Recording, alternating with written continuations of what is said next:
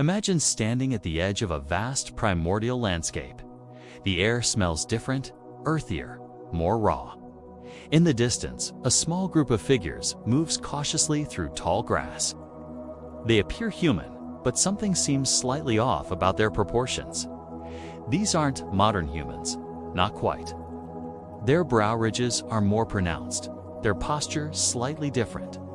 They are our cousins, Neanderthals, one of many human species that once walked this earth alongside our direct ancestors. Now, look around you. In this ancient world, we weren't alone. Far from it. The human family tree was once lush with branches, different species and subspecies of humans coexisting, competing, and perhaps even cooperating across the prehistoric world. But today, only one remains. Us, Homo sapiens. The others, gone, vanished into evolutionary obscurity. The Neanderthals, the Denisovans, Homo floresiensis, the hobbits of Indonesia, Homo luzonensis from the Philippines, all extinct. In total, at least 17 distinct human species have been identified from the fossil record. 17 different paths evolution took with our lineage. 17 experiments in what it means to be human, and we are the sole survivors. This stark reality presents us with one of the most profound mysteries in human evolution. Why us? Why did Homo sapiens alone persist while every other human species disappeared from the face of the earth? The conventional narrative is peaceful enough. Perhaps they simply couldn't adapt to changing climates. Maybe they lacked our cognitive advantages, or their populations were too small, too isolated to weather environmental challenges. But a more disquieting possibility lurks in the shadows of prehistory, one increasingly supported by archaeological and genetic evidence. What if we, Homo sapiens, actively participated in the extinction of our closest relatives? What if the last 300,000 years represent not just our rise, but a long, slow war for dominance of the planet? A series of encounters, competitions, and perhaps conflicts that ultimately left only one human species standing. The implications are both scientifically profound and emotionally unsettling. If true, our current solitary status as the planet's only human species is not some natural inevitability, but the end result of the longest war in our history. A war not fought with modern weapons or even Bronze Age tools, but with competing strategies for survival. With different approaches to language, social organization, technology, and adaptation. The evidence for this ancient rivalry lies scattered across continents, in fossil beds and ancient DNA. In stone tools and hearth sites, in the very genetic code that defines us today. Recent advances in paleogenetics have revealed that we didn't simply replace other human species. We absorbed some of them. Up to 4% of the DNA in non-African populations comes from Neanderthals. Some populations in Melanesia and Australia carry up to 6% Denisovan DNA. This genetic legacy represents the most intimate form of contact between different human species, interbreeding that has left its mark in our genomes. But these genetic echoes also present a paradox. If we could interbreed successfully with these other humans, were they truly separate species, or merely different variations of the same human potential? And if we could interbreed, might our relationship with these other humans have been more complex than simple competition? Could cooperation, cultural exchange, or even peaceful coexistence have been possible? In this documentary, we'll journey through time to explore this long war for humanity, a conflict so ancient that its battlefields are now. Buried under meters of sediment, its weapons reduced to stone fragments, its casualties preserved only as fossilized fragments. We'll examine the latest evidence from genetics, archaeology, and paleoanthropology to piece together what happened when different human species encountered one another across the prehistoric world. From the sun-baked savannas of Africa to the frigid mammoth steppes of Ice Age Europe. From the remote islands of Indonesia to the high plateaus of Tibet. We'll trace the expansion of Homo sapiens and the gradual disappearance of every other human species. Along the way, we'll confront difficult questions about our own nature. If competition and conflict with other human species defined our prehistory, what does that tell us about ourselves? What drives us to dominate? What allowed us to succeed where others failed? And perhaps most importantly, what responsibility do we bear as the last human species standing? As the sole inheritors of a planet once shared with our evolutionary cousins? Tonight, we invite you to consider your place in this ancient story, not just as a modern human, but as the product of the most successful human lineage in evolutionary history, a lineage that, for reasons we're still uncovering, outlasted all others.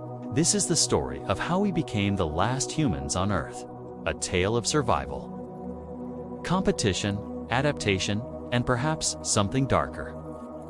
This is the long war for humanity, and it begins not with the rise of civilizations or the dawn of agriculture, but much earlier in the crucible of our species' birth, when multiple types of humans first began to encounter one another across the prehistoric landscape. So settle in as we journey back to a time when being human meant something very different.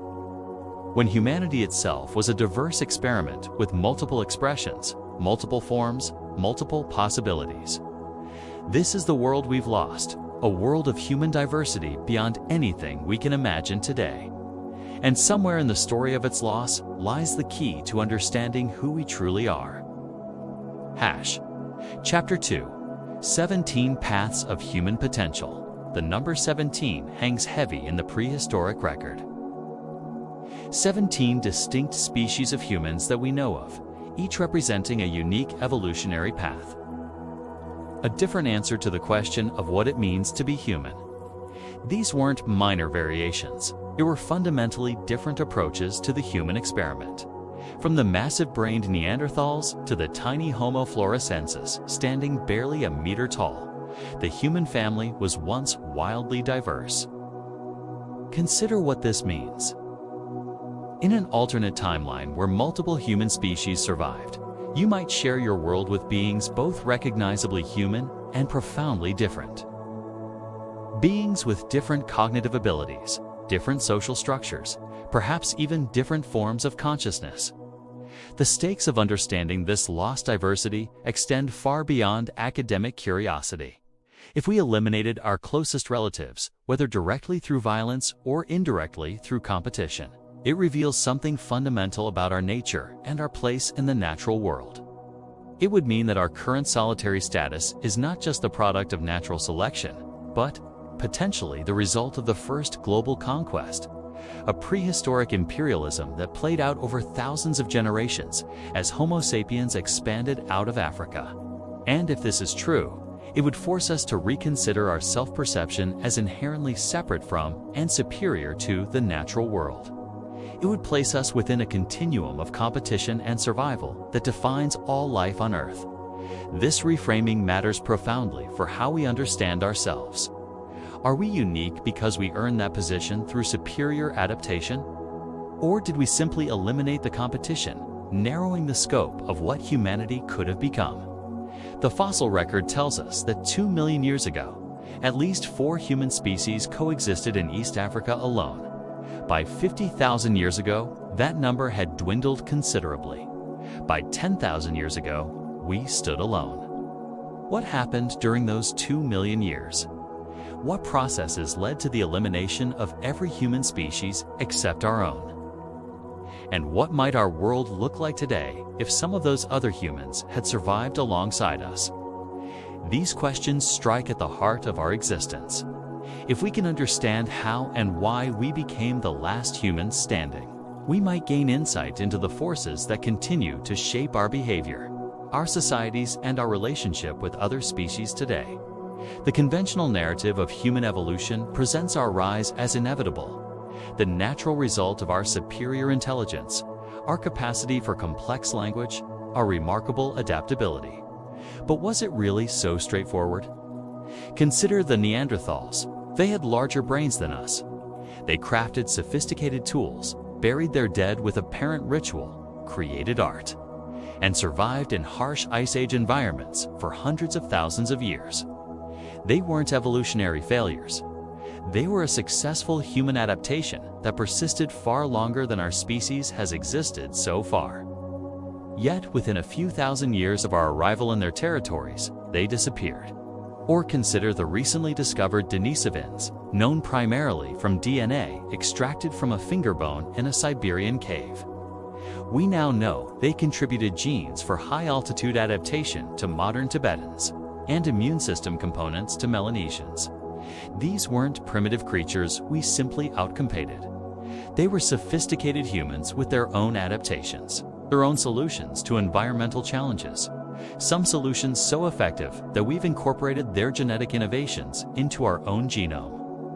What if the true story of human evolution isn't one of inevitable progress toward our current form, but rather a messier tale of competition, occasional cooperation, and ultimately, elimination? What if, rather than being the predestined pinnacle of evolution, we are simply the last ones standing after a prehistoric struggle for dominance that spanned hundreds of thousands of years? This possibility fundamentally changes how we see ourselves. It suggests that our solitary status as Earth's only human species isn't the natural order of things, but an evolutionary anomaly, the result of processes that eliminated all our closest relatives. The implications extend into philosophy, ethics, and our understanding of consciousness itself. If multiple forms of human intelligence and awareness once existed, what unique perspectives and cognitive approaches have we lost? What different ways of being human, of perceiving and interacting with the world, disappeared when these other species went extinct? And what might we learn from understanding these alternative human paths? For decades, the dominant theory held that these extinctions were simply the result of climate change or natural selection, that other human species couldn't adapt quickly enough to changing conditions while we could. But increasingly, evidence points to a more direct role for Homo sapiens. The timing is suspiciously consistent wherever and whenever our ancestors appeared. Other human species began to disappear shortly thereafter. This pattern repeats across continents and time periods. In Europe, Neanderthals vanished within a few millennia of our arrival. In Asia, multiple human species disappeared as we expanded eastward. In Indonesia and the Philippines, island-dwelling human species went extinct. The correlation is striking. While correlation doesn't prove causation, it raises profound questions about our role in reshaping the human family tree through competition, conflict, or simply by occupying the same ecological niches more efficiently. If we did indeed eliminate our closest relatives, it would represent the first chapter in a story that continues to this day. Our species' tendency to reshape environments and eliminate competitors, intentionally or not. The same pattern would play out later with large mammals during the Pleistocene extinctions, with indigenous peoples during colonial expansion, and continues today with our impact on countless species through habitat destruction and climate change. In this light, understanding our prehistoric relationships with other human species becomes not just an academic exercise, but a mirror reflecting our deepest nature, our capacity for both cooperation and competition, for empathy and elimination. The stakes of this inquiry couldn't be higher. If we hope to create a more sustainable future, we must understand the forces that drove us to dominance in the first place. We must confront the possibility that our success came at the expense of other forms of humanity. And perhaps most importantly, we must ask whether the traits that allowed us to outcompete our cousins, our restlessness, our technological innovation, our tendency toward rapid population growth and expansion, are the same traits now threatening our own survival. In the chapters that follow, we'll examine the evidence for this ancient war for humanity. We'll trace the encounters between different human species across time and geography. And we'll confront the unsettling possibility that our solitary status was earned through elimination. Chapter 3, Out of the African Cradle. 6 million years ago, the human story began with a divergence. In the forests and savannas of Africa, a population of apes began to evolve along a new path, gradually developing traits we would recognize as human. This wasn't a straight line toward Homo sapiens. evolution never works that way. Instead, it was a branching bush of experimentation, with natural selection testing different approaches to the human form across varying environments. The earliest members of our family, species like Sahelanthropus, Chedensis, Ornithogonensis, and Ardipithecus ramidus, were still very ape-like in many ways. But they showed the first hints of what would become the human lineage. By 4 million years ago, the Australopithecines had emerged, Lucy and her kind. Standing upright but small-brained, they represented an intermediate stage, not quite ape, not quite human, but something in between. Then, around 2.8 million years ago, something remarkable happened. The first members of our genus, Homo, appeared. With larger brains, more complex tool use, and bodies increasingly adapted for long-distance walking and running, they represented a new direction. This wasn't just one species, but many. Homo habilis, the handy man, emerged first. Then came Homo erectus, the first to leave Africa and spread across Asia. Homo ergaster remained in Africa, developing new adaptations. By 2 million years ago, the human experiment was in full swing, with multiple species exploring different adaptations, different lifestyles, different solutions to the challenge of survival. This diversity of human species wasn't a sequential progression, with each replacing the last. Rather, many existed simultaneously, sometimes in the same regions, potentially competing for similar resources. Imagine East Africa 2 million years ago. In a single landscape, you might encounter several different human species, some better adapted to forested environments, others to open grasslands, each with their own approach to tools, hunting, and social organization. This period of human diversity lasted for most of our evolutionary history. Far from being abnormal, the coexistence of multiple human species was the standard state of affairs for millions of years. Our own species, Homo sapiens, is a relative newcomer to this story. The oldest fossils definitively attributed to anatomically modern humans date to only about 300,000 years ago, discovered at Jebel Irhoud in Morocco. By the time our species emerged, the human family was already widespread. Neanderthals inhabited Europe and Western Asia. Denisovans ranged across Eastern Asia.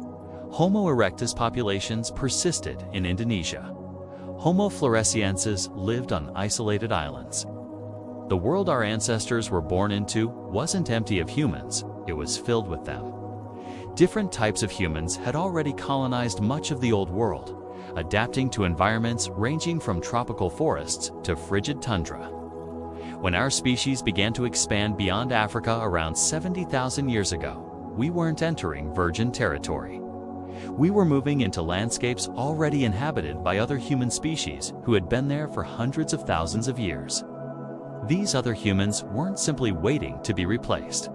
They were successful in their own right, with adaptations finely tuned to their environments through countless generations of natural selection.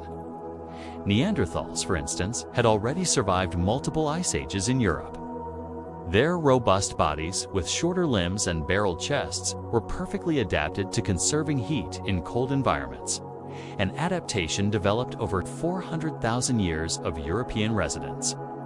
They had brains larger than ours, though shaped differently, suggesting potentially different cognitive strengths. Their nasal passages were enlarged, better for warming cold air before it entered their lungs, another cold climate adaptation. Denisovans, still mysterious due to the paucity of fossils, had already developed genetic adaptations for high altitude living that modern. Tibetans would later acquire through interbreeding, a testament to their successful adaptation to challenging environments. In Indonesia, Homo erectus had persisted for over 1 million years, adapting to tropical conditions and island environments. On Flores' isolation led to the evolution of Homo floresiensis, the so-called hobbits standing just over 1 meter tall. Each of these species represented a successful adaptation to their particular environment. Each had survived for hundreds of thousands of years, far longer than our species has existed so far. Each had their own technologies, social structures, and survival strategies. The question isn't why they failed. They hadn't failed at all. The question is, what changed with the arrival of Homo sapiens that led to their relatively sudden disappearance after such long periods of evolutionary success? This is where our story becomes complex and potentially troubling. The timing of these extinctions correlates strikingly with the expansion of our species out of Africa, across Asia, and into Europe, Oceania, and eventually the Americas. In Europe, Neanderthals disappear from the fossil record between 40,000 and 30,000 years ago, shortly after the arrival of Homo sapiens. In Asia, Denisovans vanish. In Indonesia, the last Homo erectus populations disappear around 50,000 years ago. Even the diminutive Homo floresiensis, isolated on their island home, vanish around 50,000 years ago, coinciding with the arrival of modern humans in the region. Homo luzonensis in the Philippines similarly disappears after our arrival. The pattern repeats itself across continents and islands. When we arrive, other human species begin to disappear. The correlation is too consistent to dismiss as coincidence, too widespread to attribute solely to climate change or local events. Something about our species, our technology, our cognition, our social organization, or perhaps our aggression gave us an edge that proved decisive in this prehistoric competition. But what was it? What made us different? What allowed a newcomer species from Africa to outcompete human lineages that had successfully occupied their territories for hundreds of thousands of years?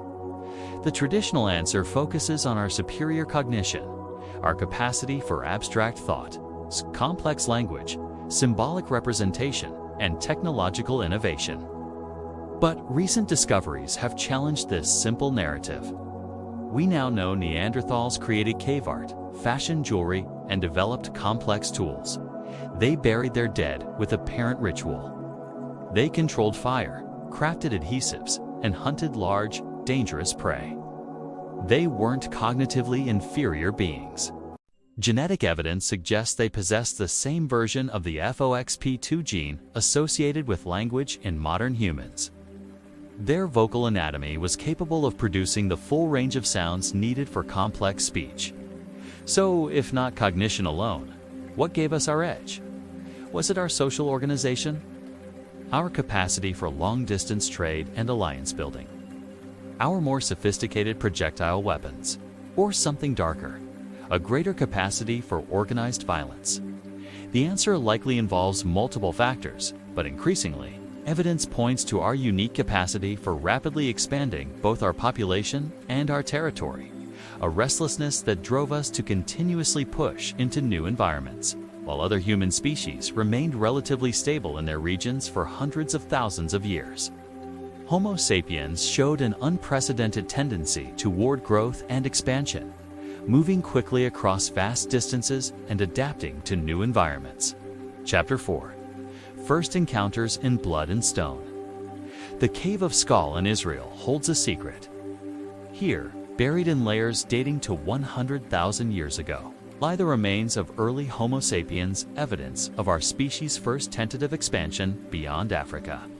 But this wasn't our first encounter with other humans. It's just a few kilometers away.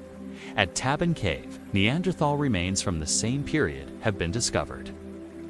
For thousands of years, these two human species occupied the same small region, the Levant corridor between Africa and Eurasia. This narrow strip of habitable land between the Mediterranean Sea and Arabian Desert served as both bridge and barrier, the first contact zone where our ancestors met their evolutionary cousins face to face. What happened during these first encounters?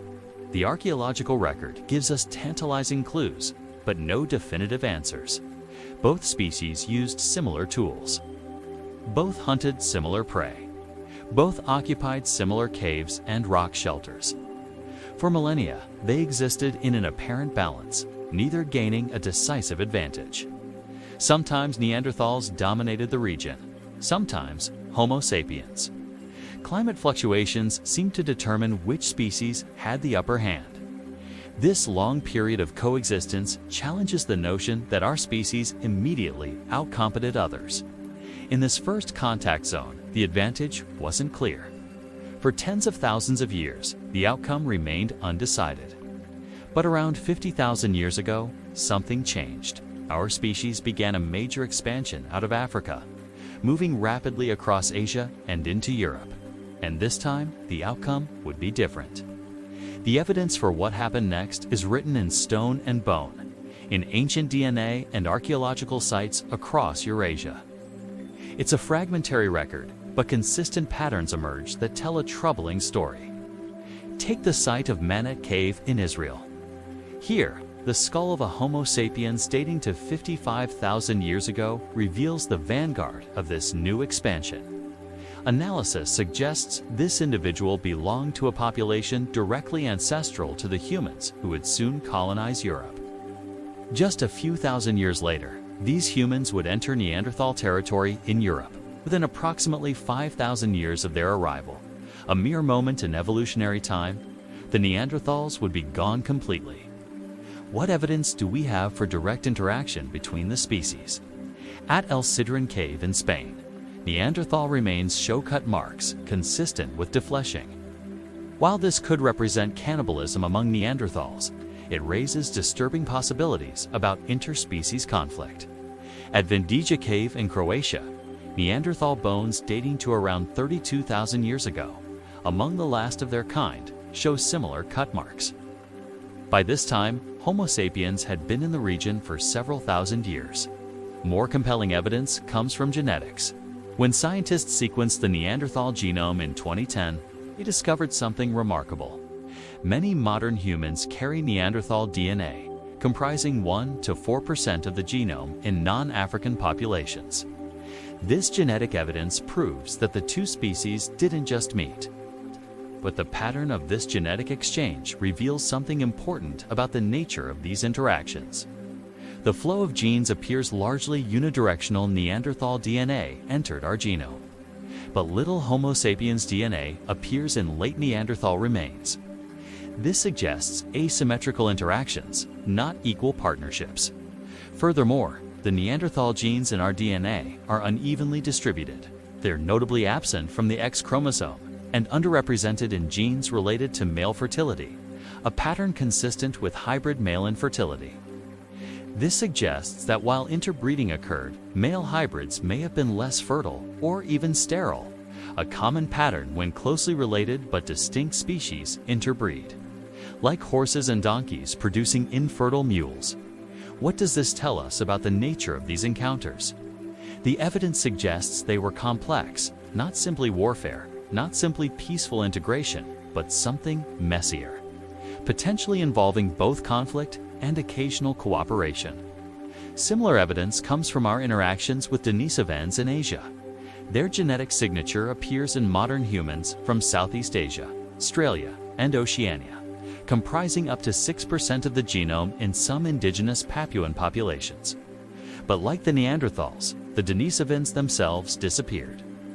Only their genes remain, absorbed into our lineage, while their distinct form of humanity vanished from the earth.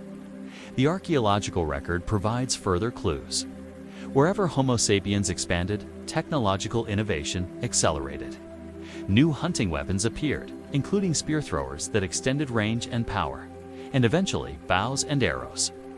These technologies would have given our ancestors significant advantages in both hunting and warfare. A Homo sapiens hunter could kill from a safer distance, while Neanderthals relied primarily on close-range thrusting spears, requiring direct confrontation with dangerous prey. We also see evidence for larger, more connected social networks among Homo sapiens. Trade items like shells and ochre moved hundreds of kilometers from their sources through Homo sapiens territories, a pattern rarely seen with Neanderthals. These long-distance connections would have provided crucial advantages. During local hardships, Homo sapiens could rely on alliance networks for support, information about resources, and new technological innovations. Neanderthals, by contrast, appear to have lived in smaller, more isolated groups. While successful for hundreds of thousands of years, this strategy may have proved fatal, when competing against the more interconnected, rapidly growing populations of Homo sapiens. The demographic evidence is particularly telling. Genetic studies suggest that Neanderthal populations were always relatively small, perhaps never exceeding 70,000 individuals across their entire range from Western Europe to the Middle East. Homo sapiens, by contrast, showed a pattern of rapid population growth during our expansion out of Africa. Our greater numbers alone might have given us a decisive advantage, allowing us to absorb occasional losses while gradually encroaching on Neanderthal territory. But perhaps the most compelling evidence comes from the simple correlation of dates. Across Europe, the Middle East, and Asia, the timing is consistent. Other human species begin disappearing shortly after our arrival. This pattern is too consistent to be coincidence. In Europe, Neanderthals vanish within 5,000 years of our arrival. In Asia, Denisovans disappear. In island Southeast Asia, Homo floresiensis and Homo luzonensis go extinct soon after we reach their territories. What exactly happened in these encounters? Did our ancestors deliberately hunt down their evolutionary cousins? Did they compete for resources until the others starved? Did diseases carried by Homo sapiens devastate populations with no immunity? Or was it subtler? Did we simply outbreed them, gradually encroaching on their territories, generation by generation, until they were pushed into marginal environments where survival became impossible? The evidence suggests it may have been all of these factors combined, not a single dramatic event, but a long, slow process of competitive replacement playing out over thousands of years across multiple continents. Recent discoveries have only deepened the mystery. At Apodema Cave in Greece, a partial Homo sapiens skull dating to 210,000 years ago was found, suggesting an even earlier expansion out of Africa that predated the main migration. Intriguingly, the layer above this early Homo sapiens contained a Neanderthal skull dated to 170,000 years ago. This suggests our first expansion failed. We arrived, then disappeared, with Neanderthals reoccupying the territory. What happened to this early population of our species? Why did they fail where later migration succeeded? What changed in those intervening 150,000 years that gave us the edge we previously lacked? The answer may lie in a discovery so recent and shocking that it has forced us to rewrite the human story yet again. In a remote cave system on the island of Luzon in the Philippines, researchers recently found something that shouldn't exist: a new human species. Homo luzonensis, with a bizarre mixture of primitive and advanced features unlike any other known human. And the most shocking part, they survived until approximately 50,000 years ago. This means they would have encountered our species as we expanded through Southeast Asia, another human branch that disappeared shortly after we arrived in their territory. But the most explosive evidence was discovered just a decade ago in a remote cave in Siberia called Denisova. Here, genetic analysis of a tiny finger bone revealed the existence of an entirely unknown human. Species 1 that had diverged from our lineage nearly 600,000 years ago. These Denisovans weren't just another minor variation. They were a major branch of humanity that had developed their own unique adaptations, their own technologies, their own solutions to the challenge of survival. And like the Neanderthals, they disappeared shortly after our arrival. The pattern repeats. The conclusion becomes increasingly unavoidable. As we follow this evidence deeper, a disturbing picture emerges, one that suggests our solitary status as Earth's only human. Species was not inevitable, but earned through a process of systematic elimination that played out over thousands of years across the prehistoric world. And most troublingly of all, new evidence suggests this long war for humanity may have culminated in a final, devastating conflict, one that unfolded much more recently than we ever imagined. Chapter 5. Contradictions in the fossil record. The established narrative of human evolution suggests a relatively orderly progression. Different human species arise, compete, and the less successful ones gradually die out as environmental pressures select for adaptations that favor survival. But this tidy explanation falls apart under scrutiny. Consider the fate of Homo erectus in Asia. This remarkably successful species persisted for nearly 2 million years, 10 times longer than our species has existed. They survived multiple ice ages, massive volcanic eruptions, and dramatic climate shifts. Then, around 50,000 years ago, they vanished, precisely when our species arrived in the region. This timing defies explanation through climate change alone. What made this incredibly resilient species suddenly unfit after 2 million years of successful adaptation? Similar contradictions appear throughout the fossil record. Neanderthals thrived in Ice Age Europe for over 400,000 years, developing specialized adaptations for cold environments. They survived climate oscillations more extreme than anything in recent history. Yet, within a few thousand years of our arrival, a mere eye blink in evolutionary time, they disappeared completely. This rapid extinction doesn't align with gradual replacement through natural selection. Something more immediate and dramatic appears to have occurred. The timing is too consistent, too closely correlated with our expansion to be coincidental. Wherever Homo sapiens went, other human species soon vanished.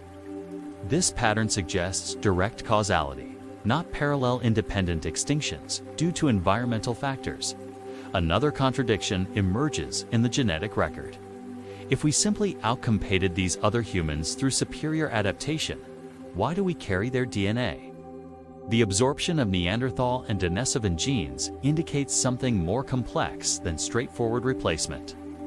Current evidence suggests around 700 Neanderthal individuals contributed to the modern human genome. This relatively small number is consistent with limited, perhaps even rare interactions, not the wholesale genetic admixture we might expect from peaceful integration. Furthermore, the distribution of Neanderthal genes in our genome isn't random. They're conspicuously absent from the X chromosome and underrepresented in genes related to male fertility, a pattern consistent with selection against hybrid males. This genetic evidence contradicts both extreme narratives. Neither complete genocide nor peaceful assimilation accurately captures what happened. The truth appears more complex and potentially more disturbing, something between integration and elimination. Perhaps most puzzling is the complete absence of any other human species today. Given that multiple human lineages coexisted for millions of years, their universal disappearance shortly after our global expansion defies simple explanation. If climate change alone drove these extinctions, we would expect some other human species to have survived in certain refugia isolated environments where they held adaptive advantages. Yet, none did. Only our lineage remained. This absolute elimination suggests something systematic occurred, not just competition for resources, but active displacement that left no room for any other human form to persist alongside us. The conventional timeline itself contains contradictions. For decades, we believed modern humans left Africa around 60,000 years ago in a single defining migration. New discoveries have shattered this narrative. At Mislia Cave in Israel, modern human fossils date to 180,000 years ago. At Apidima in Greece, a Homo sapiens skull fragment dates to 210,000 years ago. In China, fossils with mixed, modern, and archaic features push our expansion timeline back even further. These findings suggest multiple expansions out of Africa, with earlier waves failing while later ones succeeded. What changed? What advantage did later populations possess that earlier ones lacked? The fossil record offers contradictory clues. Recent archaeological findings add further complications. In Denisova Cave, ornaments and bone tools previously attributed to Homo sapiens have been redated, suggesting Denisovans created them before our arrival, evidence of advanced cognitive abilities among our cousins. Similarly, cave art in Spain, once thought to be the work of early European Homo sapiens, has been redated to over 65,000 years ago, when only Neanderthals inhabited the region. Our assumed cognitive superiority appears increasingly questionable. If these other humans possessed comparable intelligence, artistic expression, and technological capabilities, what advantage allowed us to replace them so completely? The traditional explanations appear insufficient in light of new evidence. One particularly troubling contradiction emerges in the archaeological record of violence. While evidence for warfare becomes abundant in the Holocene, our current geological epoch, direct evidence for violence between different human species remains elusive. We find few fossils showing clear signs of interspecies conflict. No mass graves, no evidence of systematic violence directed at other human groups. This absence has been used to argue against the violent replacement hypothesis. But this argument contains a logical flaw. The absence of evidence is not evidence of absence. The fossil record preserves only a tiny fraction of individuals who lived. The vast majority returned to dust without leaving traces. Furthermore, if conflict between species was relatively rare but decisive, occasional violent encounters that gradually pushed other humans into marginal habitats, we wouldn't expect to find abundant evidence of direct violence in the limited fossil record. More telling is what we do find: the consistent correlation between our arrival and their disappearance across multiple continents and islands. This pattern speaks volumes, despite the fragmentary nature of the fossil evidence. Another contradiction appears in what might be called the assimilation paradox. If we interbred with these other humans, absorbing some of their genes, why didn't they persist as distinct populations alongside us? Partial genetic exchange doesn't necessarily lead to complete absorption. Today's world contains many examples of closely related species that occasionally hybridize while maintaining distinct populations. Think of wolves and coyotes, or polar and grizzly bears. Yet no distinct populations of Neanderthals or Denisovans survived. The hybridization was limited and ultimately one-sided. They contributed to our genome, but their lineages as separate entities vanished completely. This pattern suggests asymmetrical power dynamics, not equal exchange between flourishing populations. It aligns more closely with what anthropologists call demic diffusion, the replacement of one population by another, with limited genetic admixture. The archaeological record contains another contradiction: evidence for simultaneous innovation and cultural stagnation. When our species entered new territories, technological change accelerated dramatically.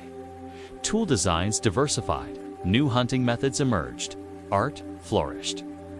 This creative explosion coincided with the disappearance of other human species who had maintained relatively stable technological traditions for hundreds of thousands of years.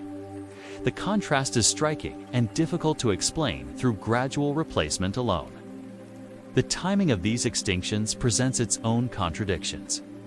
Some populations of other human species disappeared quickly after our arrival.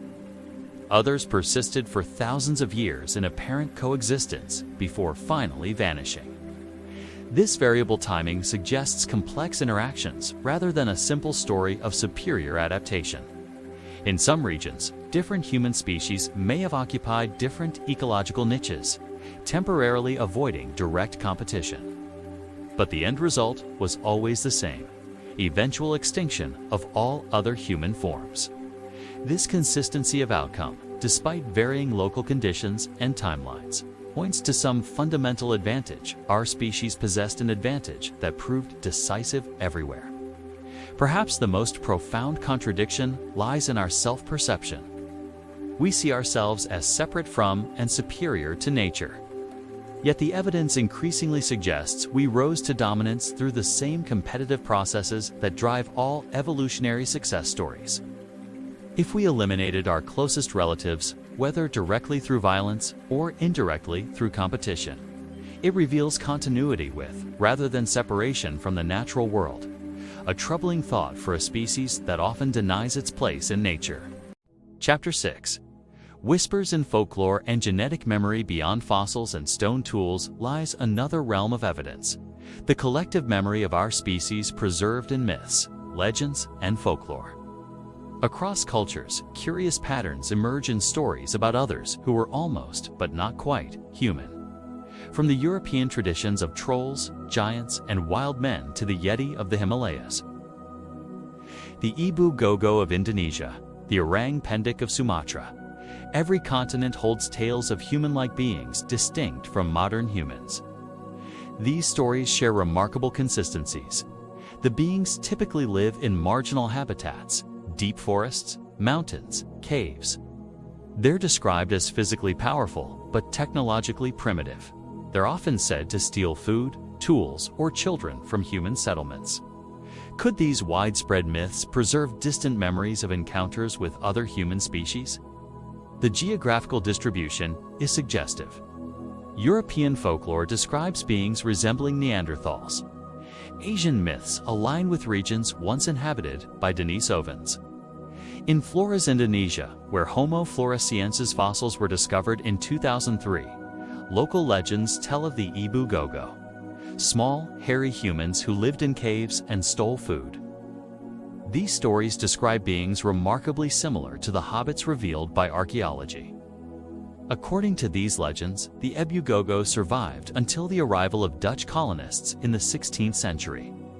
While this late survival seems implausible, it raises an intriguing question. Could some populations of other human species have persisted much longer than currently believed? Similar stories come from the Philippines, where Homo luzonensis was recently discovered. Local folklore describes small, jungle-dwelling beings called Adamaradiae. The overlap between these myths and archaeological discoveries is difficult to dismiss as mere coincidence. Australia presents a particularly interesting case. Aboriginal traditions speak of the Junjudi, small, hairy people who lived in the mountains. These legends persist despite no hominin fossils besides Homo sapiens being discovered on the continent. However, its genetic evidence reveals that Aboriginal Australians carry Denisovan DNA at higher percentages than other populations. Could their folklore preserve memories of encounters that left both cultural and genetic legacies? Perhaps most intriguing are myths from South Africa, where local stories describe the Tokoloshi, small, powerful beings that emerge from waterways at night. The region has yielded fossils of Homo naledi, a recently discovered human species with a curious mixture of primitive and advanced traits. Homo naledi remains were found deep in the Rising Star cave system, a location requiring navigation through extremely narrow passages. The placement suggests intentional deposition, raising questions about when these enigmatic humans actually lived and died.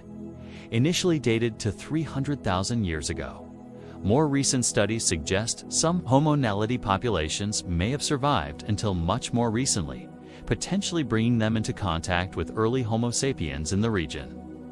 These folklore connections remain speculative but gain significance when combined with other anomalous evidence. Consider the mysterious Red Deer Cave people of China. Fossils from just Hunter.use.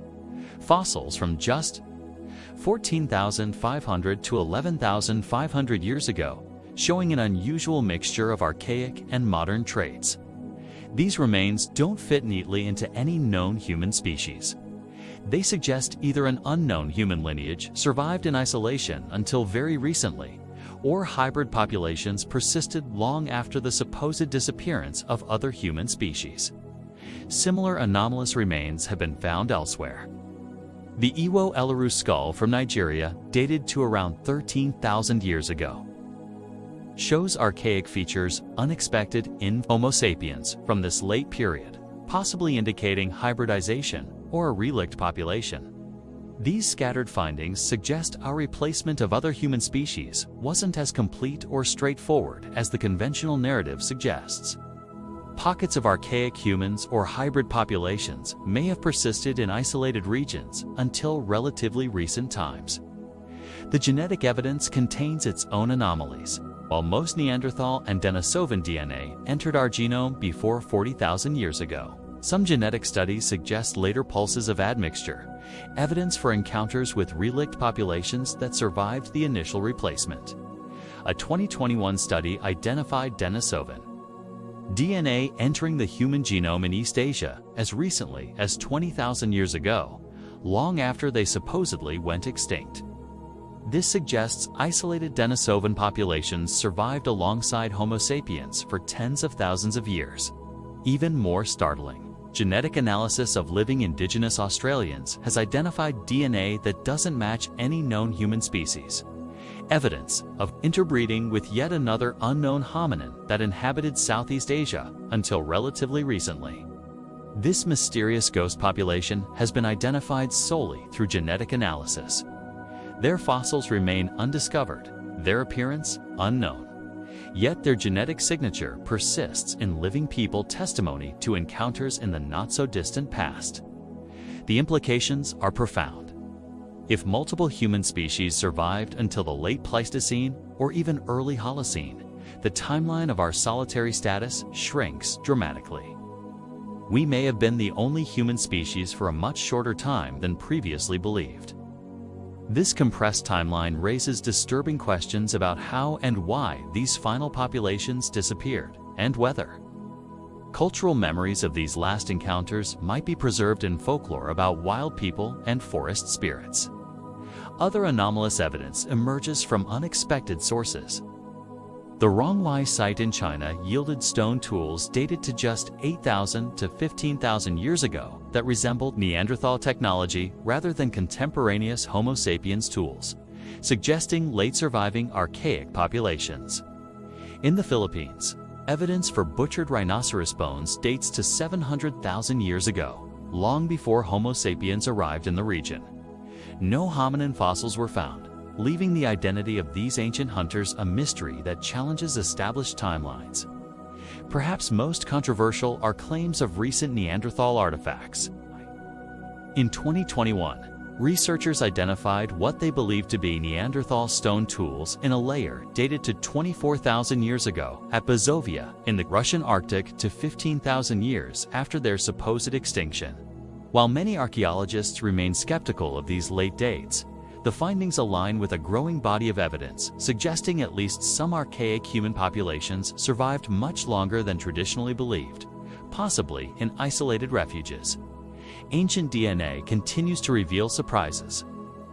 Analysis of sediments from caves in Spain and Russia has identified Neanderthal DNA in layers that postdate their presumed disappearance, raising the possibility that small populations persisted beyond current extinction estimates. The Shia mandible from the Tibetan Plateau, identified as Denisovan through protein analysis, has been dated to just 160,000 years ago. It reveals Denisovans had already adapted to high-altitude environments long before Homo sapiens reached the region. This adaptation later entered the human genome through interbreeding, allowing Tibetan populations to survive at high altitudes with less physiological stress. It represents a clear case of our species borrowing successful adaptations from our cousins. Such genetic transfers challenge the narrative of simple replacement through superior adaptation. If we needed their genetic innovations to survive in certain environments, the relationship between species was more complex than straightforward competitive exclusion. The recent discovery of the Homo luzonensis in the Philippines further complicates the timeline. These diminutive humans survived on Luzon until at least 50,000 years ago, potentially encountering early Homo sapiens maritime explorers. Their discovery demonstrates how much remains unknown about human evolution in island Southeast Asia, a region where isolation could have preserved archaic populations long after they disappeared from mainland environments. The Denisovan fingerbone that first revealed their existence dates to just 30,000 to 50,000 years ago, a time when Homo sapiens had already entered their territory. This timing suggests a period of overlap during which multiple human species inhabited the same regions. What happened during these encounters? Did peaceful interaction occur alongside competition? Did some regions see violent conflict while others experienced cultural exchange? The fragmentary evidence permits multiple interpretations. These anomalies and out-of-place findings don't neatly fit the conventional narrative. Together, they suggest a messier, more complex history of interaction between different human species, one where elimination, wasn't immediate and total, but occurred unevenly across time and space. Most importantly, they remind us how little we still know about our own past. Each new discovery has the potential to dramatically revise our understanding of when and how we became the last humans standing on Earth. Chapter 7: The Gravity of Our Solitude. As we've seen, the conventional narrative of human evolution contains significant contradictions. The fossil record reveals anomalies. Genetic evidence suggests more recent encounters with other human species than previously believed. Folklore worldwide hints at cultural memories of these lost cousins. Together, these lines of evidence force us to confront an unsettling possibility. Our solitary status as Earth's only human species may be both more recent and more directly of our own making than we've been willing to acknowledge. This realization carries profound implications. If the elimination of our closest relatives was not simply a natural process, but something our ancestors actively participated in through competition, conflict, or displacement, it fundamentally changes how we must understand ourselves. The stakes of this inquiry extend far beyond academic curiosity. They strike at the heart of our identity as a species, our ethical frameworks, and our understanding of the forces that continue to drive human behavior in the modern world. Consider what it means if we bear responsibility, even partial responsibility, for the extinction of our closest relatives. It would place the current biodiversity crisis in a troubling historical context, not as a recent phenomenon, but as the continuation of a pattern. In this light, our tendency to reshape environments, eliminate competitors, and drive other species to extinction isn't a modern aberration, but a defining trait of our species, one that first manifested in our interactions with our closest evolutionary relatives. This pattern would connect our prehistoric expansion to later events, the megafaunal extinctions that coincided with our arrival on new continents, the displacement of indigenous human populations during colonial expansion, and the current anthropogenic mass extinction. The thread running through these events would be our unparalleled capacity for eliminating competitors and reshaping environments to suit our needs, a capacity that first found expression in the long war for humanity that left us the last human standing. If true, this presents an existential challenge. The very traits that enabled our evolutionary success, our adaptability, our technological innovation, our capacity for rapid population growth and expansion, may now threaten our own survival on a finite planet. Understanding this deep pattern becomes essential for addressing current crises. If competitive elimination is woven into our evolutionary history, conscious effort and institutional safeguards are needed to channel these impulses in less destructive directions. But the implications extend beyond environmental ethics. If we eliminated other forms of humanity, we must confront the possibility that we narrowed the spectrum of what humanity could have become. For closing, alternative paths of human development. Imagine a world where multiple human species had survived and flourished alongside one another. What different perspectives might Neanderthals have developed? What unique cognitive approaches might Denisovans have contributed to art, science, or philosophy? What would human civilization look like if it incorporated the diverse cognitive styles, perceptual frameworks, and cultural approaches of multiple human lineages? How might Neanderthal art have evolved alongside ours? What technologies might Denisovans have developed? This isn't mere speculation. The limited evidence we have suggests these other humans possessed their own unique adaptations, their own approaches to survival, their own emerging cultural traditions, all lost when they disappeared from Earth. Their extinction represents not just the loss of biodiversity, but a narrowing of cognitive diversity, the elimination of different ways of being human, different ways of perceiving and interacting with the world, different potentials for what humanity might become. Recent discoveries about Neanderthal symbolic behavior, including cave art and personal ornaments, hint at what was lost. These weren't simply primitive beings outcompeted by our superior cognition, but emerging minds with their own unique perspective.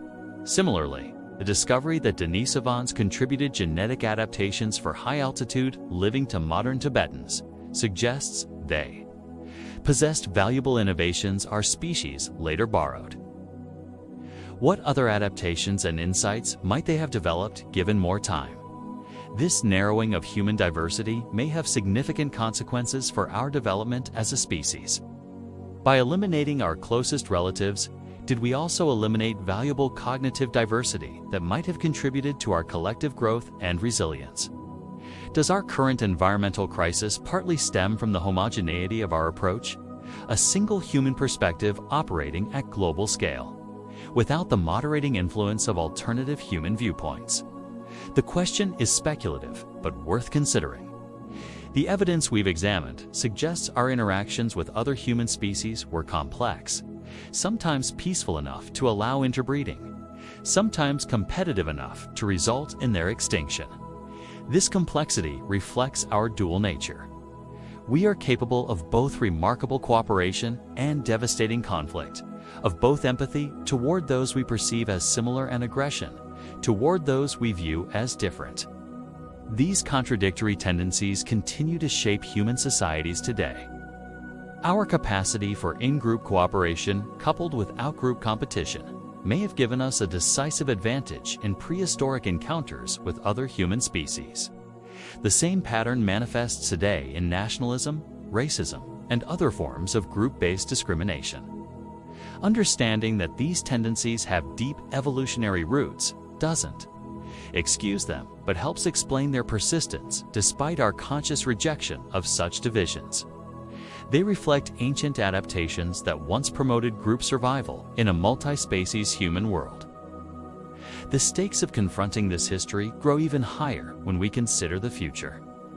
As we develop artificial intelligence and contemplate human enhancement through genetic engineering, we face choices about what forms of intelligence and consciousness will allow to exist alongside us.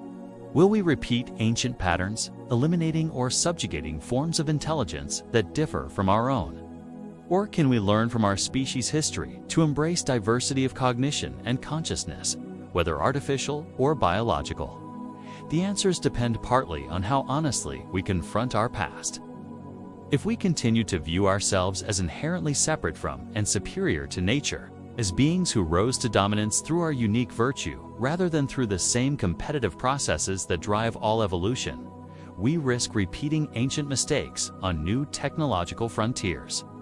But if we recognize that our solitary status resulted from the elimination of our closest relatives through processes that combined cooperation within our groups and competition against others, we might approach the future with greater humility and caution.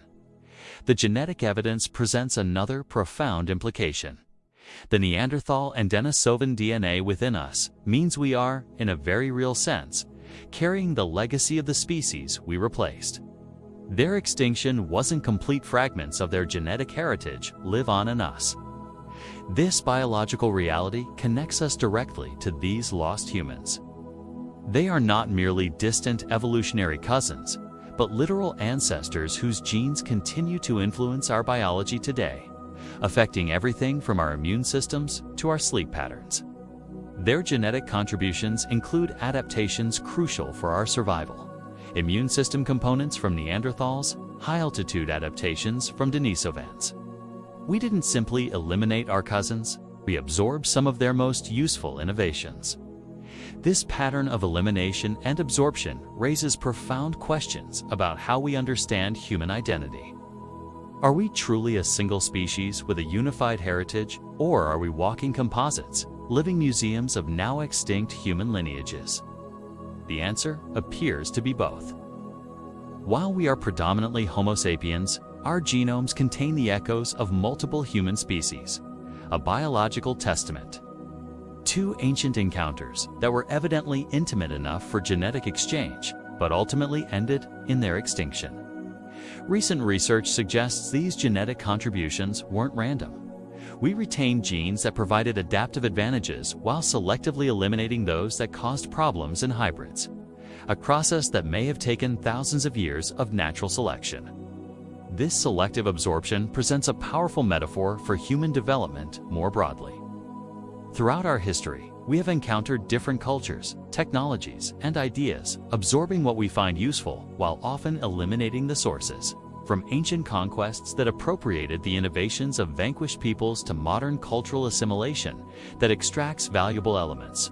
While suppressing original contexts, the pattern of selective absorption continues to shape human societies.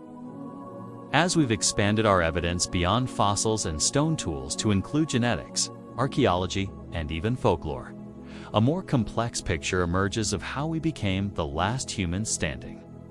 The simplistic narrative of superior adaptation gives way to something messier and more troubling. We see not just competition for resources, but active displacement. Not just peaceful integration, but selective absorption. Not just superior cognitive abilities, but aggressive expansion that left no room for alternative. Forms of humanity to persist. Its emerging picture forces us to confront the most disturbing possibility of all, that our rise to global dominance wasn't simply the inevitable result of superior adaptation, but the consequence of active elimination that has continued throughout our history. From our encounters with other human species to our colonization of new continents. From our formation of empires to our current reshaping of Earth's climate and ecosystems, the pattern suggests not separate historical processes, but a continuous expression of our fundamental nature. If this is true, addressing current crises requires more than technological solutions or policy adjustments. It demands a profound reckoning with who we are as a species, with the evolutionary forces that shaped us and the behavioral patterns that persist despite our best intentions. And, most critically, it may require us to develop new forms of consciousness and cooperation that transcend the ancient imperatives that first emerged in that long war for humanity, imperatives that served us well in prehistoric competition, but now threaten our collective future. As we continue to uncover evidence about our interactions with other human species, one final startling possibility emerges, one so recent and controversial that it has only begun to enter scientific discussion. What if the last of our human cousins disappeared much more recently than we thought? What if some populations survived in isolated regions until just a few thousand years ago, overlapping with the rise of early civilizations? And what if evidence of these final encounters lies hidden in archaeological sites, ancient texts, and genetic anomalies we're only now beginning to recognize? The most recent research suggests precisely this possibility, that the long war for humanity didn't end in the distant Paleolithic but continued well into more recent prehistory, with the final chapter playing out against the backdrop of emerging complex societies. If true, this would mean our solitude as Earth's only human species is a much more recent phenomenon than previously believed, in that the responsibility for being the last one standing lies not with faceless ancestors in the deep prehistoric past, but with the direct progenitors of recorded history. Chapter 8. The Three Paths to Dominance, as we've traced the evidence for our interactions with other human species. Three distinct theories have emerged to explain how we became the last one standing, which offers a different perspective on our prehistoric encounters, with profoundly different implications for how we understand ourselves. The first theory, the competition hypothesis, suggests our dominance resulted primarily from ecological competition. In this view, we didn't actively eliminate our cousins through conflict, but simply outcompeted them for crucial resources in a changing world. Our advantages may have included more efficient foraging strategies, superior hunting technologies, and more extensive social networks that provided resilience during environmental crises. These advantages would have allowed our populations to grow while theirs declined. Under the competition hypothesis, extinction of other human species represents a natural outcome of ecological principles, the same processes that determine which animal species thrive and which disappear when new competitors enter an ecosystem. The evidence supporting this theory includes the gradual nature of these extinctions. Neanderthals, for instance, didn't vanish overnight, but declined over thousands of years as our ancestors expanded into their territories, a pattern consistent with competitive displacement rather than sudden conflict. Additionally, the archaeological record shows few clear signs of widespread violence between different human species. while we find abundant evidence of trauma in fossils. Most injuries appear consistent with hunting accidents or within group conflict, rather than systematic interspecies warfare. The competition hypothesis also aligns with the genetic evidence of interbreeding. If our relationship with other humans was primarily competitive rather than actively hostile, occasional peaceful interactions leading to interbreeding would be expected alongside the broader pattern of ecological competition. According to this theory, our success stemmed from subtle advantages compounded over time. Slightly better resource utilization, marginally more effective social organization, incrementally more advanced technologies that eventually proved decisive in a challenging environment. The second theory, the conflict hypothesis, suggests a darker narrative. In this view, direct conflict between different human species played a significant role in their extinction, with our ancestors actively displacing or eliminating competitors through violence. This doesn't necessarily imply organized warfare in the modern sense, but rather a pattern of intergroup aggression, similar to what we observe among chimpanzees' territorial defense, resource competition, and occasional lethal violence between different communities. Given that even modest levels of such conflict could dramatically affect small, scattered populations of other human species over time. Direct conflict need not have been constant or genocidal to significantly contribute to their extinction. Evidence supporting this theory includes the rapid disappearance of other human species shortly after our arrival in their territories, a pattern more consistent with active displacement than with gradual, competitive exclusion over many generations. The archaeological record provides some suggestive, if not conclusive, evidence.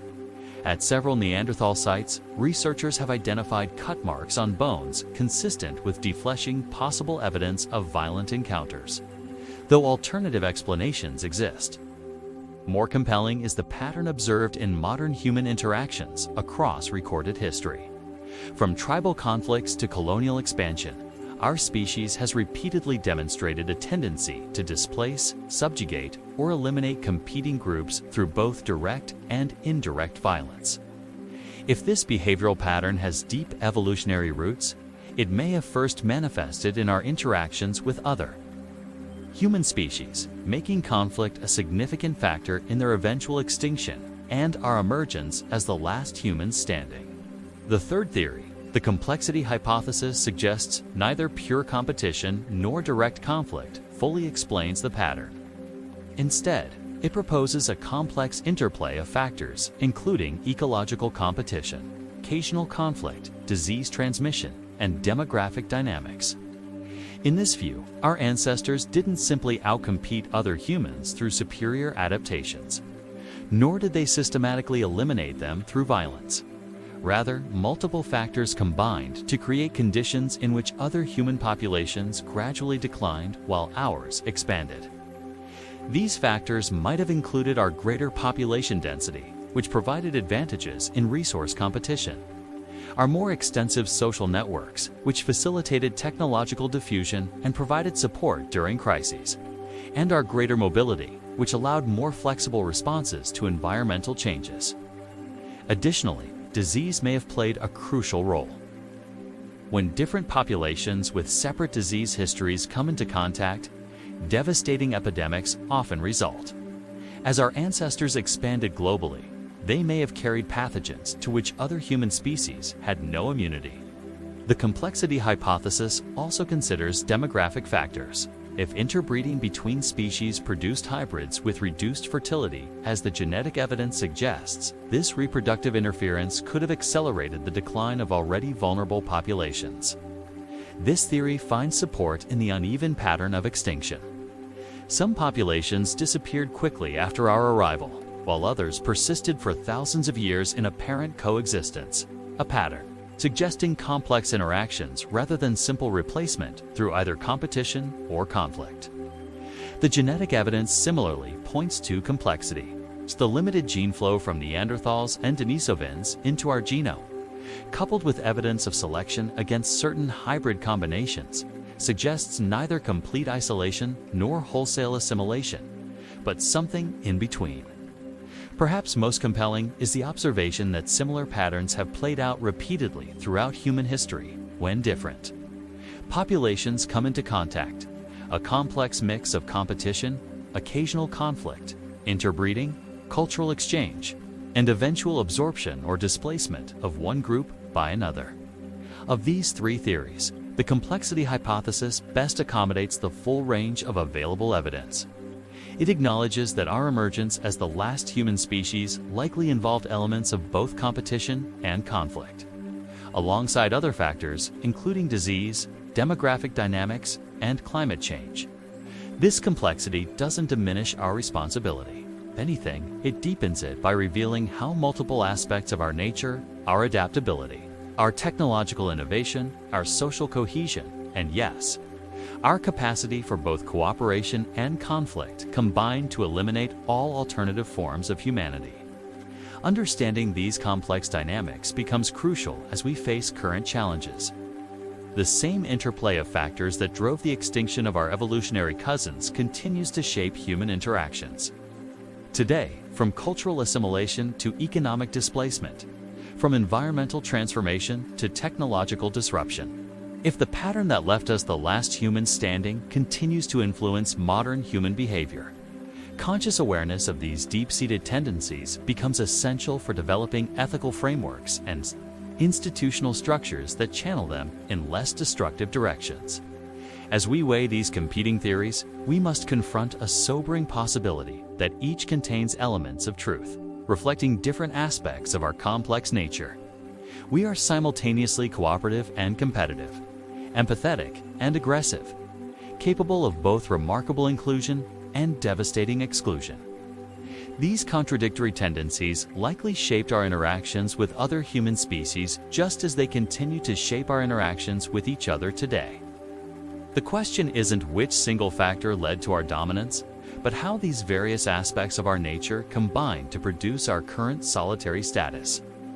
The answer matters not just for understanding our past, but for navigating our future. If the same tendencies that eliminated our closest relatives continue to operate in modern contexts, recognizing and consciously managing them becomes crucial for our long-term survival. Chapter 9. The Genetic Ghosts Among Us. Recent advances in paleogenetics have revolutionized our understanding of human evolution.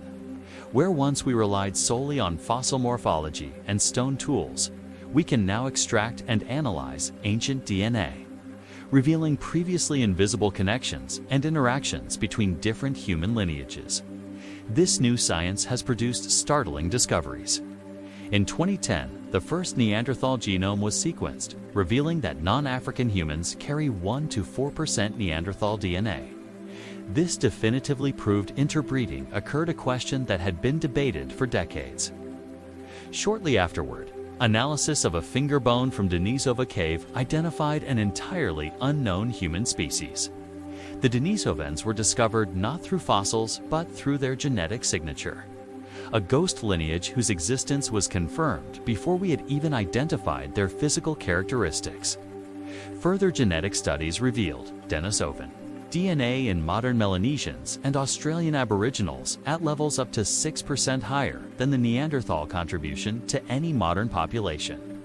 This suggests more substantial interbreeding with Denisovans than with Neanderthals. But the most revolutionary discoveries were yet to come.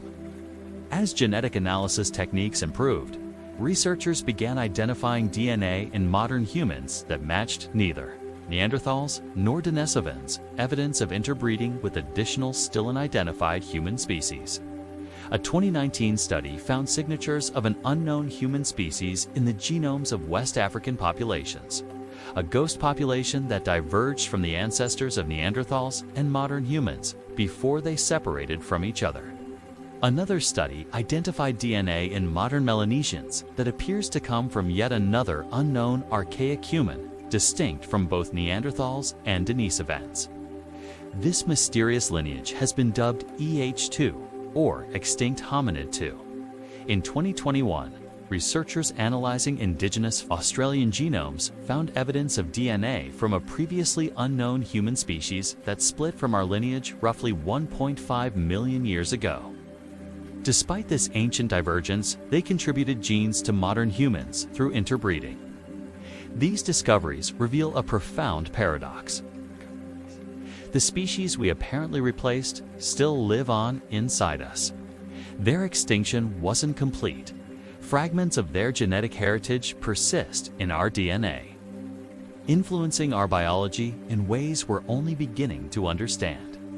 This creates a strange kind of immortality. While Neanderthals no longer walk the earth as a distinct species, their genes continue to affect our immune responses, skin and hair characteristics, fat metabolism, and even our risk for certain diseases. Some Neanderthal genes appear beneficial, variants that help 9 African populations adapt to different light levels and colder climates. Others increase risk for conditions like depression, addiction, and blood clotting disorders, revealing the complex legacy of these ancient encounters. Denisovan contributions include genes that help Tibetan populations survive at high altitudes by regulating their hemoglobin levels, a crucial adaptation to loxygen environments. Other Denisovan genes improve immune function in modern oceanic populations. This selective retention of beneficial genes from other human species creates another paradox. Our ancestors didn't simply eliminate their evolutionary cousins. They absorbed their most useful adaptations while the species themselves disappeared. The pattern suggests something more complex than either peaceful integration or violent replacement. It indicates a process of selective absorption incorporating advantageous traits while the populations that developed them were gradually reduced to extinction. This absorption wasn't random.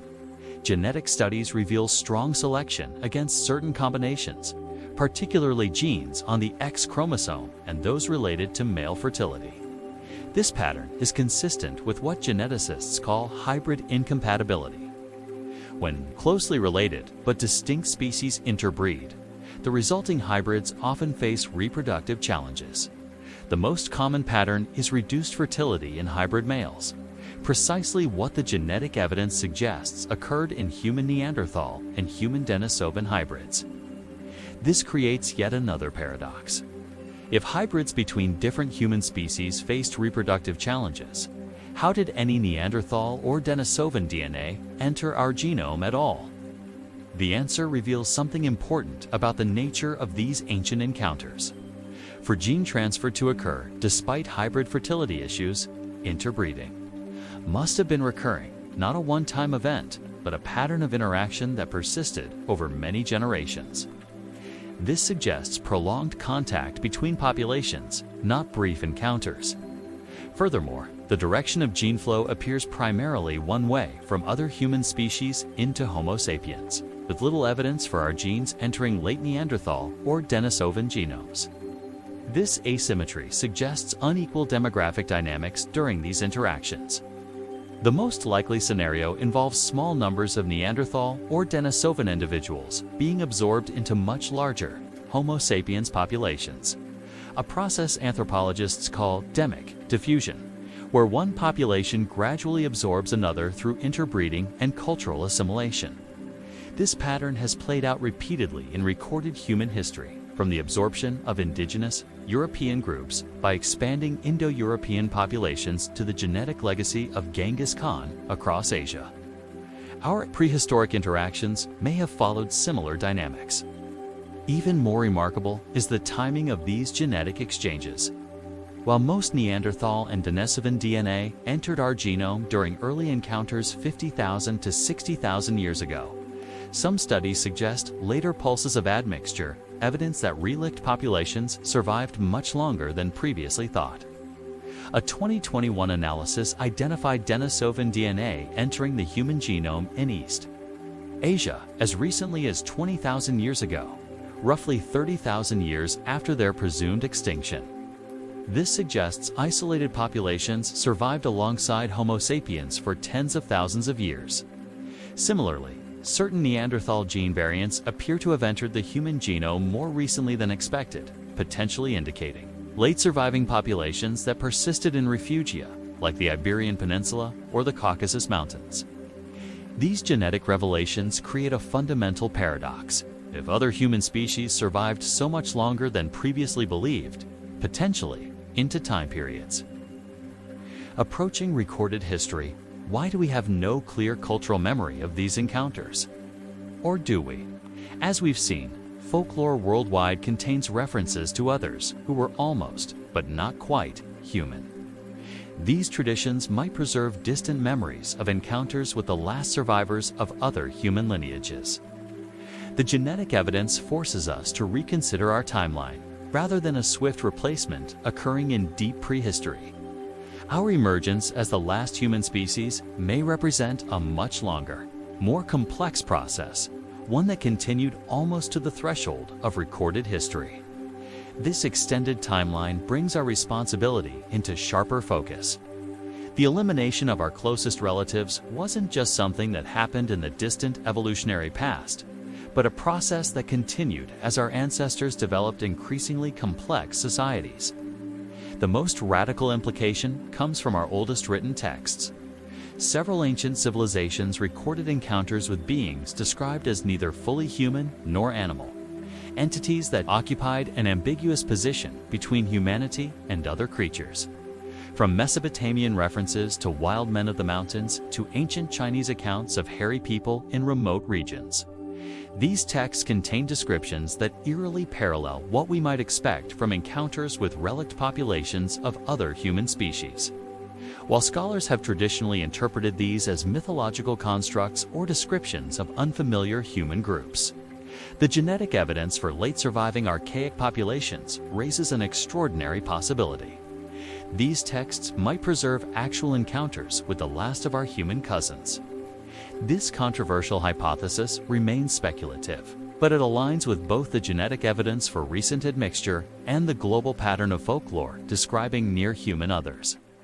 If true, it would radically compress the timeline of our solitary status. Rather than being alone for tens of thousands of years, we may have eliminated the last alternative forms of humanity just before or even during the dawn of recorded history, making our responsibility for their disappearance much more direct and immediate. This possibility creates the ultimate paradox. If our closest relatives survived almost until historical times, their extinction wasn't an inevitable outcome of natural selection, but the final act in a long process of displacement, one that accelerated as our ancestors developed agricultural societies and early states. In this light, the long war for humanity wouldn't represent a separate, prehistoric chapter of our story, but the beginning of a continuous pattern that extended into historical times, from the elimination of other human species to the displacement of indigenous populations to our current reshaping of Earth's ecosystems. Chapter 10. The Last Witnesses. The question we've been circling throughout this exploration is deceptively simple, but profoundly important. When did we become the last human species on Earth? The conventional timeline places this transition in deep prehistory, at least 30,000 years ago, with the disappearance of the Neanderthals. But as we've seen, this timeline grows increasingly questionable in light of new evidence. Genetic studies suggest much later pulses of interbreeding. Archaeological findings hint at later surviving populations. Folklore worldwide contains suggestive patterns that might preserve cultural memories of encounters. The convergence of these lines of evidence points toward an extraordinary possibility that some populations of other human species may have survived much longer than previously believed, potentially into time periods approaching recorded history. This hypothesis remains controversial among paleoanthropologists, but the evidence supporting it continues to accumulate, not just from genetics and archaeology, but from the historical record itself, where curious accounts have long been dismissed as mere legend or misidentification. Consider the Almas of Central Asia, wild people consistently described in Mongolian and Tibetan traditions as hairy, powerfully built beings that walk upright but lack human language. Reports of encounters persisted well into the 20th century. For decades, these accounts were dismissed as folklore or confusion with known animals. But the region falls within the range once occupied by Denisovans, and genetic studies confirm Denisovan DNA entered the human genome in this region more recently than expected. Similar traditions exist across Asia.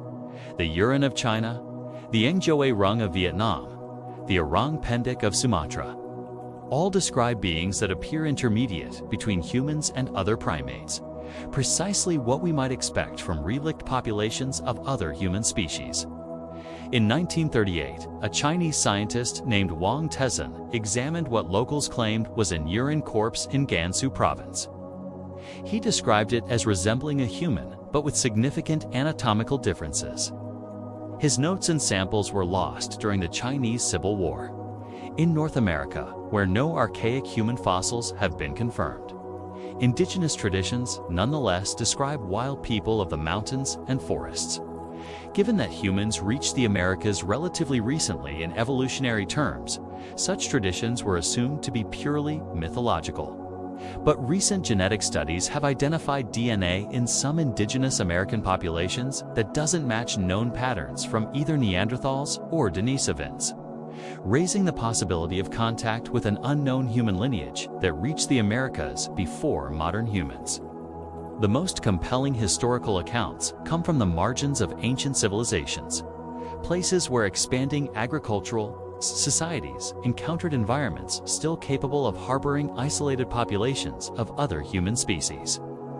Mesopotamian texts describe encounters with wild men in the Zagros Mountains, beings covered in hair who lacked speech but could be captured and trained for labor. These accounts were long interpreted as referring to either animals or unfamiliar human tribes, but the Zagros region contains numerous caves with evidence of Neanderthal occupation. The geographic correlation is striking. These wild men were reported precisely where we know our evolutionary cousins once lived. Ancient Chinese records similarly describe hairy people encountered in remote mountain regions during imperial expansion.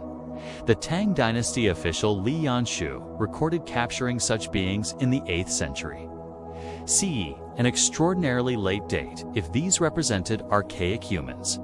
In 2010, a study of genetic material from an ancient burial in Zhujiang, China, revealed an unexpected mixture of archaic and modern features, evidence that complex hybridization between different human lineages continued in East Asia much later than previously believed. The most controversial evidence comes from relic populations reportedly encountered. During European colonial expansion, Portuguese explorers in the 16th century recorded finding wild people on Flores Island, precisely where Homo floresiensis fossils were later discovered.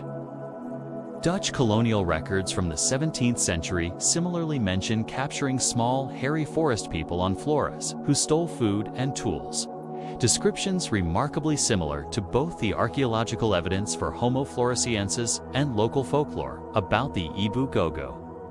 In the 1800s, multiple European explorers in Central Africa reported encounters with small, hairy people distinct from known pygmy populations. These accounts align geographically with regions where genetic studies have identified DNA from unknown archaic humans in modern populations. Russian explorers in the 18th century documented traditions among Siberian peoples regarding wild men of the forest, beings that walked upright but were covered in hair and lacked human language. The descriptions closely match what we might expect of surviving Denisovans. As recently as the 1940s, anthropologist Carlton Kuhn examined what was claimed to be a wild man captured in the mountains of Vietnam. He described it as having a mixture of human and archaic features, though his analysis has been disputed by later scientists. The historical record contains dozens of similar accounts, reports dismissed as mistaken identification, folklore, or hoaxes. But the global pattern and consistency of these descriptions, coupled with their geographic correlation to regions once occupied by other human species, becomes difficult to dismiss entirely.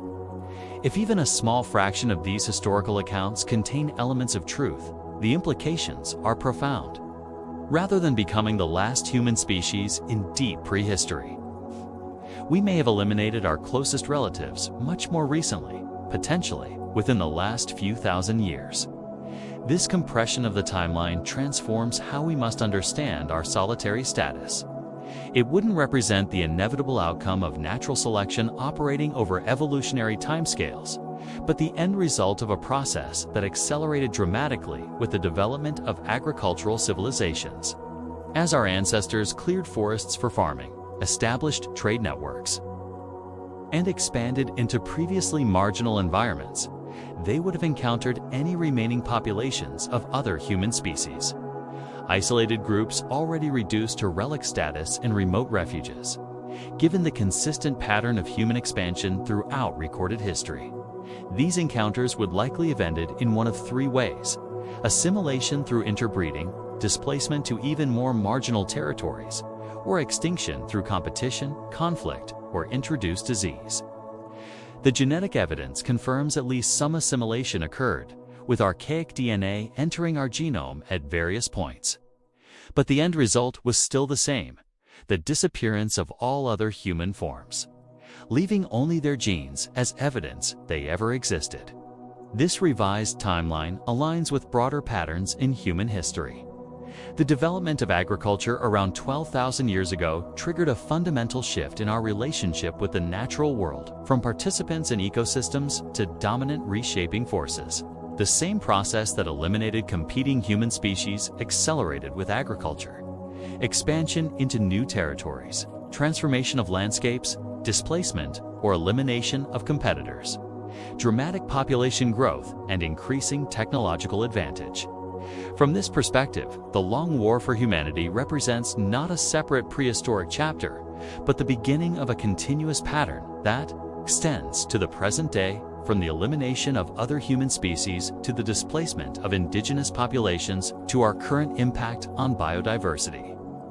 The most sobering implication is that our solitary status as Earth's only human species may not be ancient evolutionary destiny, but the product of the same expansionary dynamics that continue to reshape our planet today, dynamics we now recognize as fundamentally unsustainable. If this is true, understanding how and why we became the last human species becomes crucial, not just for reconstructing our past, but for navigating our future. The same tendencies that eliminated our closest relatives now threaten our own existence through their impact on the Earth's systems. The question isn't whether we eliminated our evolutionary cousins. The evidence increasingly suggests we did, but whether we can recognize this pattern in time to prevent it from determining our own fate. Our future may depend on transcending the very tendencies that made us the last humans standing. Perhaps this is the ultimate meaning of our solitary status, not a validation of our superiority, but a profound responsibility. As the sole surviving human species, we alone bear the burden of all human potential, all possible expressions of what humanity might become. Having eliminated all alternative forms of humanity, we must now ensure our own survival while developing the wisdom to embrace rather than eliminate new forms of diversity, whether in human cultures, in our relationship with other species, or in the artificial intelligences we are beginning to create. The long war for humanity has ended. We stand alone. But the qualities that gave us victory in that ancient struggle, our restlessness, our adaptability, our technological innovation, our capacity for both cooperation and competition, now create new challenges that will determine whether our solitary reign continues. As we conclude our exploration of how we became the last humans standing, we're left with a profound paradox. Our evolutionary success contains the seeds of our greatest challenges. Allowed us to eliminate our closest relatives now threaten our own future. Our unparalleled ability to reshape environments, our capacity for rapid population growth, our technological innovation, our tendency toward expansion and resource acquisition. These traits gave us decisive advantages in prehistoric competition, but have brought us to the brink of environmental crisis. Yet within this paradox lies a unique opportunity. Unlike our evolutionary cousins, we possess self-awareness, the ability to recognize our own patterns and consciously choose different paths. We can study our past to avoid repeating its darkest chapters. Perhaps this is the ultimate meaning of our journey to becoming the last human species, Not that we are superior or destined for dominance, but that we alone bear responsibility for all human potential, all possible expressions of what humanity might become. Having eliminated all alternative forms of humanity, we must now ensure our own survival while developing the wisdom to embrace rather than eliminate new forms of diversity in human cultures. In our relationship with other species and in the new forms of intelligence we are beginning to create. The long war for humanity has ended. We stand alone. But understanding how we reach this solitary state offers our best hope for using that solitude wisely, for becoming not just the last human species, but possibly the first to transcend the very impulses that drove us to dominance. As you drift off to sleep pondering these ancient mysteries, remember that you carry the genetic echoes of these lost humans within you. Their extinction wasn't complete. In a very real sense, they live on in us. Their adaptations, their innovations, their unique genetic heritage. We are not simply Homo sapiens, but a living mosaic of human diversity, the sole inheritors of all paths of evolution explored through our lineage. In this inheritance lies both tremendous responsibility and extraordinary potential for what we might yet become. If you've enjoyed this journey through humanity's mysterious past, subscribe to our channel for more explorations of the hidden patterns that connect our ancient origins to our current challenges. Together, we'll continue uncovering the deepest truths about who we are and who we might become.